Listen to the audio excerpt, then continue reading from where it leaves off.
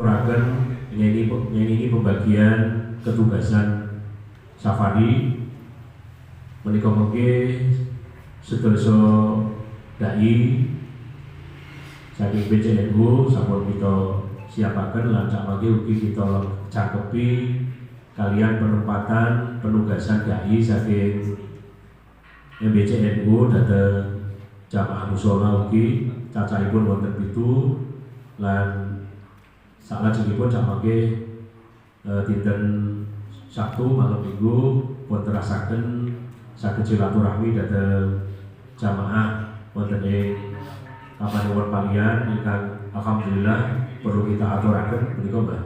Bari bilih kita ugi saged nambah jamaah wonten ing Kapanewon Palian menika wonten ing tahunan ingkang saestu sak menika cacahipun jamaah punika wonten 3 mushola masjid lan mushola. Nggih. Sepalian. Nggih.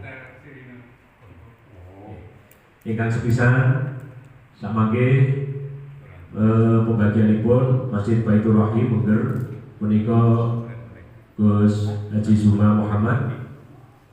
Lajeng ingkang nomor kalih menika mushola Hidayatul Mustafid menika ngilen mriku.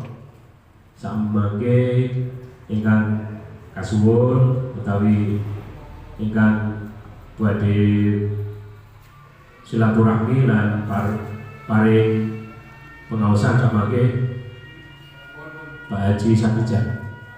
Sapa?